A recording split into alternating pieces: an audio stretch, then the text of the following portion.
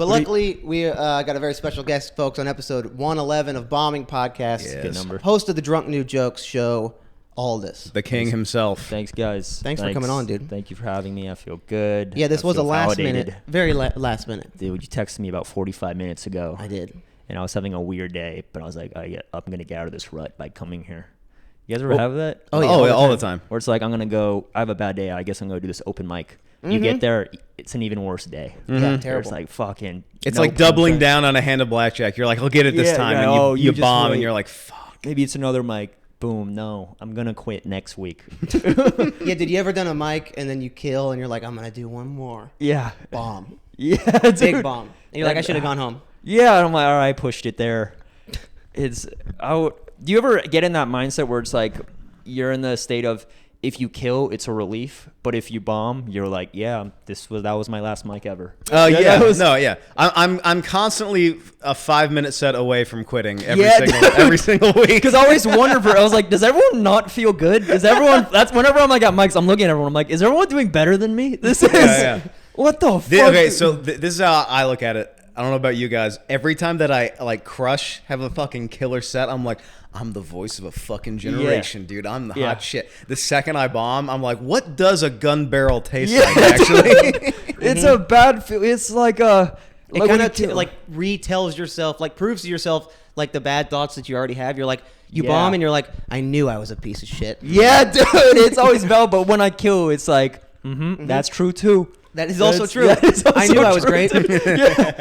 I knew I was amazing. Yeah, dude. Host of the Drunk New Joke Show. We've talked about it before.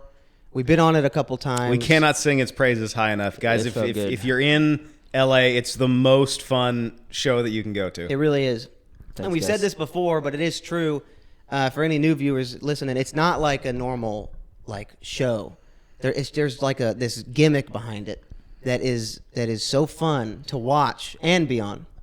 Thank you. It's just fun. That's very nice of you. I was like because I feel like I wanted to like do a show because everyone wants to like produce a show, but it's also so much work. It's also now you have to be a Guy Rubin, love you Guy Rubin, but it's also it's a business and you're fuck, I gotta bring people into these seats. You gotta sell tickets. You gotta sell tickets, and like it turns into because like you could do like big shows and then do like the Comedy Store and the Improv, but at the end of the day, it doesn't matter if you're funny. It means if you could bring people. Yeah. And that doesn't ever mean you're always funny. Like, So then like I made this show and I was like, what's a show people would just want to come to, period?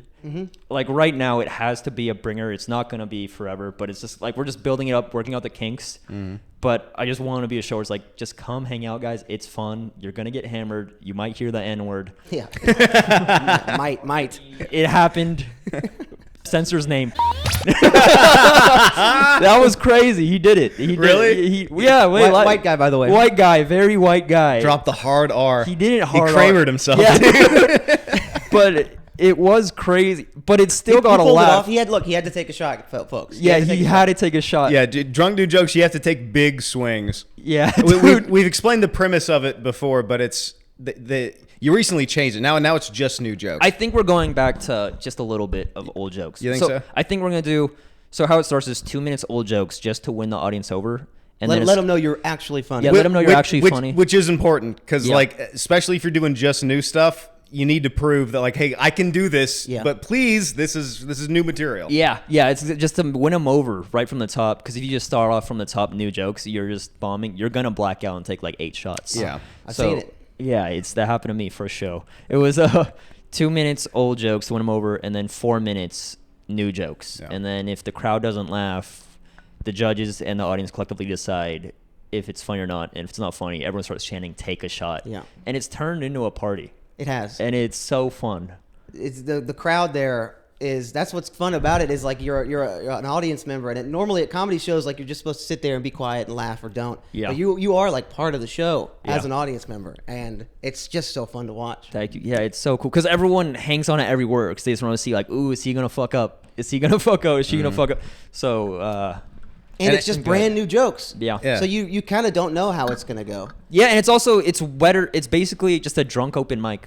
Yeah. With a crowd, and it's It devolves into chaos some nights, though.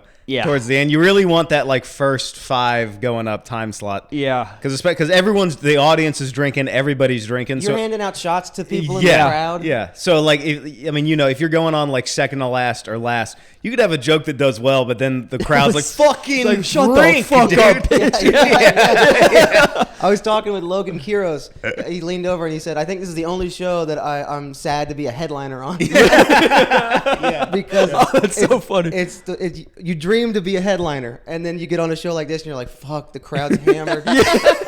They're hammered. Oh, and they're sick of new jokes, you know? I actually don't know, because I've been very hammered towards the end, so I don't know what it's like. I'm just like, I'm drunk. I feel like everyone's drunk. And I passively realize everyone's drunk, but I don't realize how chaotic it is. I haven't seen it as a sober guy. So Neither have I. Oh, you guys have been completely drunk too. Oh, fuck. All right. I'm going to ask Nick how these go, because Nick is the only sober one at these. He's a good one. He keeps saying he's going to drink again, though. And I'm like, I don't know. How long's he been? He's been sober for about a year and a half. Okay. But he's like, dude, I'm so excited to just drink again when I move out. And I'm like, out of sober living? He's like, yeah. I'm like, wouldn't that be so dark? Just a dude who's been in rehab for like his second time, and then he relapses on the show. That'd be terrible. But it'd be like, it'd be good footage for yeah, that. that's what that's the right thing to do. Because actually, like 2 years sober down the drain, take the shot. That's a pretty good clip. He might have to do it just for the numbers. Yeah, that's true. If he schedules the way that he drinks, I don't think he's ever going to drink again. That's true, dude. Do you know the record for most shots? Oh, might be like 7 or 8. Fuck. It must have been the guy that brought his own bottle of Johnny Walker, right? Who was that? I forget his name. That guy. Look, all the drunk new joke shows kind of run together. I'm not gonna lie. That guy had a no, me too. Dude. I'm like, I don't. It is bad because I'm so drunk where I don't remember how anyone did. I'll be honest. Someone's like, "How I do?" And I'm like, "You probably had fun." It's such a bad thing as a joke where I'm like, I sometimes just don't remember jokes. I'll remember like 1 or 2 jokes of the night, and then I'm just like so ADD and drunk, and I'm like, it is a good time. Yeah, but that's your role, is like, MC of the whole night. I love how you always end up taking more shots than necessary. Yeah. Like somehow you're the host, but somehow people rope you into taking a shot. Yeah. My favorite is like a comic will go on and like do a joke, and then you'll like punch in. You'll say your own comment, and then it'll flatline sometimes, and they'll be like, "You take a shot." That's a shot. All this, that's a shot. Take a fucking shot. And the crowd turns on you, and you're like, "Ah, fuck, all right." It's fun though because no one is really above anyone. Yeah. It's everyone's on the stakes of being hammered. It's chaos. Yeah. There's a quote I heard. It's goes well for stand up. It's people aren't gonna remember like what you said, but they'll remember how you made them feel. Fuck. And that's creepy. That's a good quote for your show. You don't remember people's acts. You go to all Oh, these that's shows. true. You don't remember word for word the joke, but you remember, oh, you were funny as shit. Yeah. Or just like, I don't remember the comics jokes, but I was in the crowd and I had a great time. It was awesome. Yeah, that's true. Yeah, that is very true. Do you guys ever have comics say like, "Hey, how'd my set go?" And I'm like, "Fuck." Sometimes I'm just in my own head worrying, or I'm like, "I don't remember." You know, I'm like, I think maybe like 80% of the time, I'm like, dude, I feel like. Or you don't want to lie to them. You don't want to be like, that was amazing. Yeah. And you don't want to be like, it was pretty good. You kind of want to try to give an honest answer. Yeah. Yeah, that happens a lot. But there's some comics who actually are just so in the moment and watch every single set and can remember. Like Nick, that piece of shit. Nick Gervasila, that fucking piece of shit.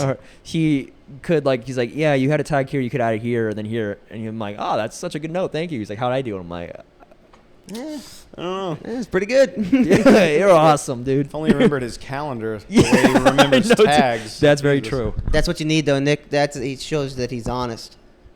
Because you don't want to get lied to. Yeah, you do. Yeah, it's good to have friends who are like, yeah, that fucking sucked. Yeah. The best thing you can be is honest. Yeah. Because Brian's been to all the sets, and I've walked off stage after a couple of shaky sets, and then you have those, they're not like friends, they're just kind of like, outside people. Yeah. And they're like, they give you the, hey, good set. Yeah, good set. Yeah. And you're like, what? And then on the car ride home with Ryan, he's like, that was bad. I was like, I know. That sucked. It's good to have vice that. versa. It's very good to have it.